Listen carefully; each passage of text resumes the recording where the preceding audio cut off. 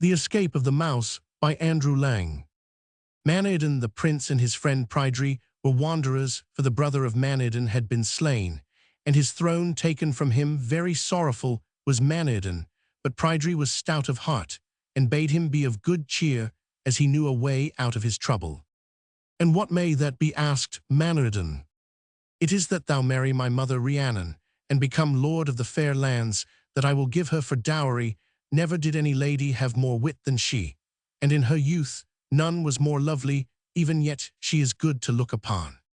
Thou art the best friend that ever a man had," said Manadon. "Let us go now to seek Rhiannon, and the lands where she dwells." Then they set forth, but the news of their coming ran swifter still, and Rhiannon and Kieva, wife of Prydri, made haste to prepare a feast for them.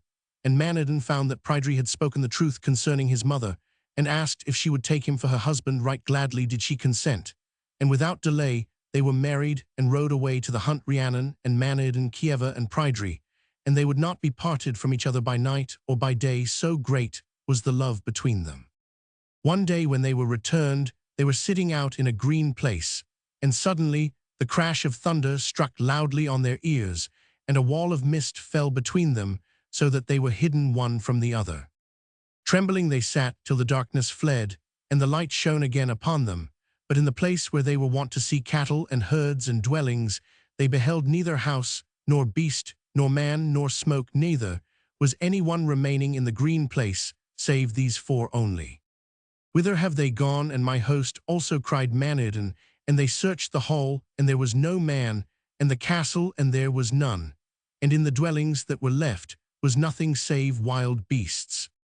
For a year these four fed on the meat that Manadon and Prydri killed out hunting, and the honey of the bees that sucked the mountain heather. For a time they desired nothing more, but when the next year began they grew weary. "We cannot spend our lives thus," said Manadon at last. "Let us go into England and learn some trade by which we may live." So they left Wales and went to Hereford, and there they made saddles, while Manadon fashioned blue enamel ornaments to put on their trappings. And so greatly did the townsfolk love these saddles that no others were bought throughout the whole of Hereford, till the saddlers banded together and resolved to slay Manadon and his companions. When Prydri heard of it, he was very wroth and wished to stay and fight. But the counsels of Manadon prevailed, and they moved by night to another city. "What craft shall we follow?" asked Prydri. "We will make shields," answered Manadon. "But do we know anything of that craft?" answered Prydri.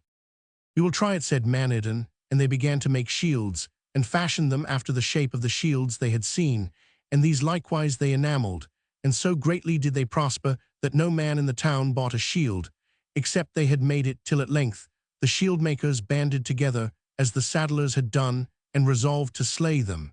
But of this they had warning, and by night betook themselves to another town. "Let us take to making shoes," said Manadon, "for there are not any among the shoemakers bold enough to fight us." "I know nothing of making shoes," answered Prydri, who in truth despised so peaceful a craft. "But I know," replied Manadon, "and I will teach thee to stitch. We will buy the leather ready dressed, and will make the shoes from it."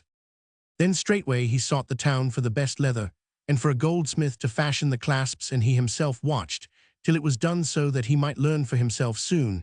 He became known as the maker of gold shoes, and prospered so greatly that as long as one could be bought from him, not a shoe was purchased from the shoemakers of the town, and the craftsmen were wroth, and banded together to slay them. Prydri, said Manadon, when he had received news of it, "We will not remain in England any longer, let us set forth to Dived." So they journeyed until they came to their lands at Narberth. There they gathered their dogs round them, and hunted for a year as before. After that a strange thing happened. One morning Prydri and Manadon rose up to hunt, and loosened their dogs which ran before them, till they came to a small bush. At the bush the dogs shrank away, as if frightened, and returned to their masters, their hair bristling on their backs. "You must see what is in that bush," said Prydri, and what was in it was a boar with a skin as white as the snow on the mountains. And he came out, and made a stand as the dogs rushed on him. Driven on by the men long he stood at bay. Then at last he betook himself to flight, and fled to castle, which was newly built in a place where no building had ever been known. Into the castle he ran, and the dogs after him, and long though their masters looked and listened, they neither saw nor heard aught concerning dogs or boar. "I will go into the castle and get tidings of the dogs," said Pryderi at last. "Truly," answered Manadon, "thou wouldst do unwisely, for whosoever has cast a spell over this land has set this castle here." "I cannot give up my dogs," replied Pryderi, and to the castle he went. But within was neither man nor beast, neither boar nor dogs, but only a fountain with marble round it, and on the edge a golden bowl richly wrought, which pleased Pryderi greatly. In a moment he forgot about his dogs, and went up to the bowl and took hold of it, and his hands stuck to the bowl and his feet to the marble slab, and despair took possession of him. Till the close of day Manadon waited for him, and when the sun was fast sinking, he went home thinking that he had strayed far. "Where are thy friend and thy dogs?" said Rhiannon, and he told her what had befallen Pryderi. "A good friend hast thou lost," answered Rhiannon, and she went up to the castle, and through the gate which was open there in the center of the courtyard, she beheld Pryderi standing and hastened towards him. "What dost thou here?" she asked, laying her hand on the bowl, and as she spoke she too stuck fast and was not able to utter a word. Then thunder was heard, and a veil of darkness descended upon them, and the castle vanished, and they with it. When Kieva, the wife of Pryderi, found that neither her husband nor his mother returned to her, she was in such sorrow that she cared not whether she lived or died. Manadon was grieved also in his heart, and said to her, "It is not fitting that we should stay here, for he have lost our dogs, and cannot get food. Let us go into England, it is easier for us to live there." So they set forth. "What craft wilt thou follow?" asked Kieva as they went along. "I shall make shoes, as once I did," replied he, and he got all the finest leather in the town, and caused gilded clasps to be made for the shoes, till everyone flocked to buy, and all the shoemakers in the town were idle, and banded together in anger to kill him. But luckily Manadon got word of it, and he and Kieva left the town one night, and proceeded to Narberth, taking with him a sheaf of wheat, which he sowed in 3 plots of ground. And while the wheat was growing up, he hunted and fished, and they had food enough, and to spare. Thus the months passed until the harvest, and one evening Manadon visited the furthest of his fields of wheat, and saw that it was ripe. "Tomorrow I will reap this," said he, but on the morrow, when he went to reap the wheat, he found nothing but the bare straw. Filled with dismay, he hastened to the second field, and there the corn was ripe and golden. "Tomorrow I will reap this," he said, but on the morrow the ears had gone, and there was nothing but the bare straw. "Well, there is still one field left," he said, and when he looked at it, it was still fairer than the other two. "Tonight I will watch here," thought he, "for whosoever carried off the other corn will in like manner take this, and I will know who it is." So he hid himself and waited. The hours slid by, and all was still so still that Manadon well-nigh dropped asleep. But at midnight there arose the loudest tumult in the world, and peeping out, he beheld a mighty host of mice, which could neither be numbered nor measured. Each mouse climbed up a straw till it bent down with its weight, and then it bit off one of the ears and carried it away, and there was not one of the straws that had not got a mouse to it. Full of wrath he rushed at the mice, but he could no more come up with them than if they had been gnats or birds of the air, save one only which lingered behind the rest. And this mouse Manadon came up with. Stooping down, he seized it by the tail and put it in his glove, and tied a piece of string across the opening of the glove, so that the mouse could not escape. When he entered the hall where Kieva was sitting, he lighted a fire and hung the glove up on a peg. "What hast thou there?" asked she. "A thief," he answered, "that I caught robbing me." "What kind of a thief may it be which thou couldst put in thy gloves?" said Kieva. "That I will tell thee," he replied, and then he showed her how his fields of corn had been wasted, and how he had watched for the mice. "And one was less nimble than the rest, and is now in my glove. Tomorrow I will hang it, and I only wish I had them all." "It is a marvel truly," said she, "yet it would be unseemly for a man of thy dignity to hang a reptile such as this. Do not meddle with it, but let it go." "Woe betide me," he cried, "if I would not hang them all if I could catch them, and such as I have I will hang." "Verily," said she, "there is no reason I should succor this reptile, except to prevent discredit unto thee. If I knew any cause that I should succor it, I would take thy counsel, answered Manadon.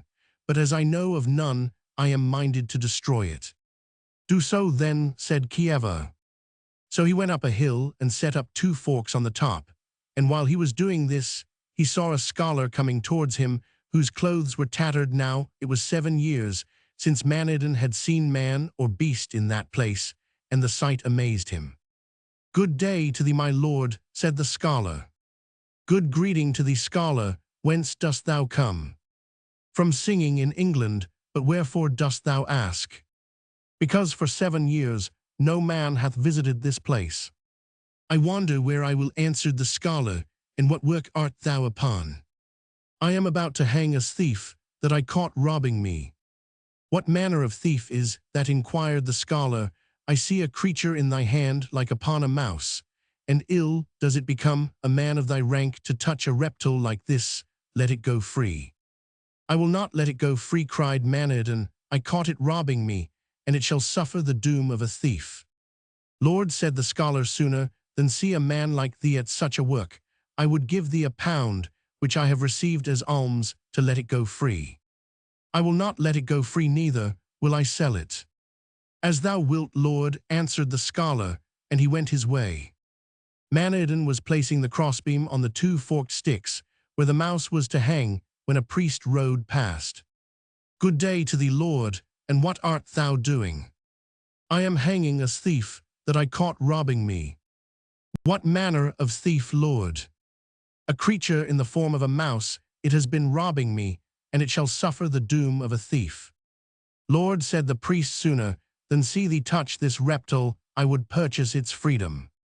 I will neither sell it nor set it free. It is true that a mouse is worth nothing, but rather than see thee defile thyself with touching such a reptile as this, I will give thee £3 for it. I will not take any price for it, it shall be hanged as it deserves. Willingly, my lord, if it is thy pleasure, and the priest went his way.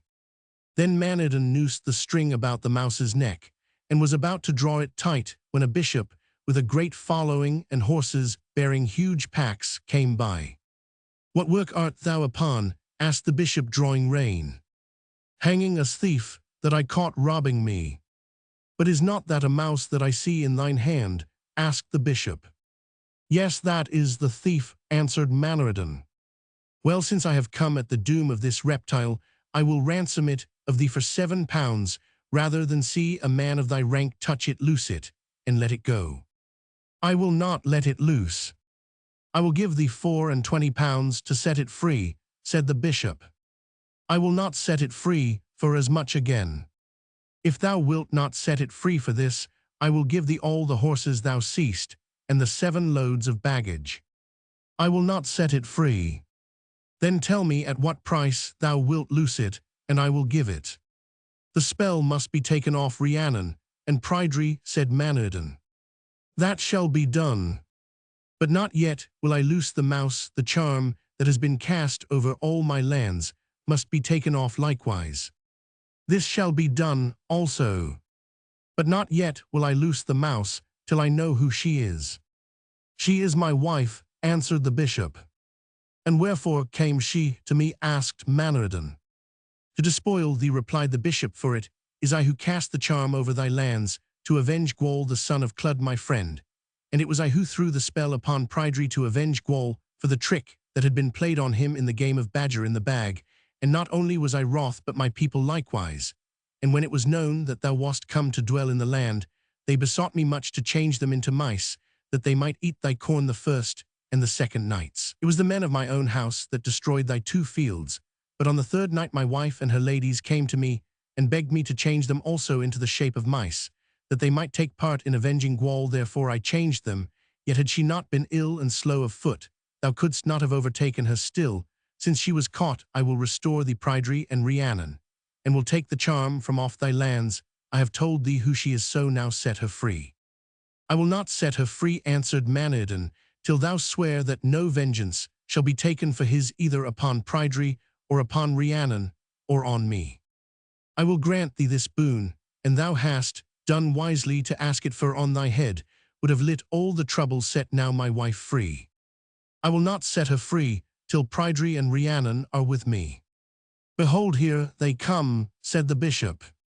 Then Manadon held out his hands and greeted Prydri and Rhiannon, and they seated themselves joyfully on the grass.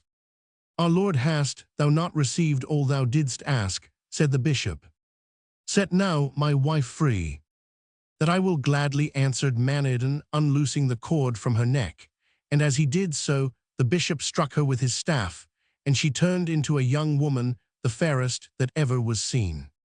Look around upon thy land, said he, and thou wilt see it all tilled and peopled as it was long ago.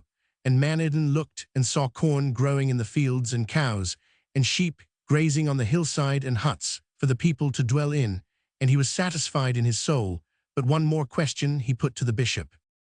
What spell didst thou lay upon Prydri and Rhiannon? Prydri has had the knockers of the gate of my palace hung about him, and Rhiannon has carried the collars of my asses around her neck, said the bishop with a smile. From the Mabinogian.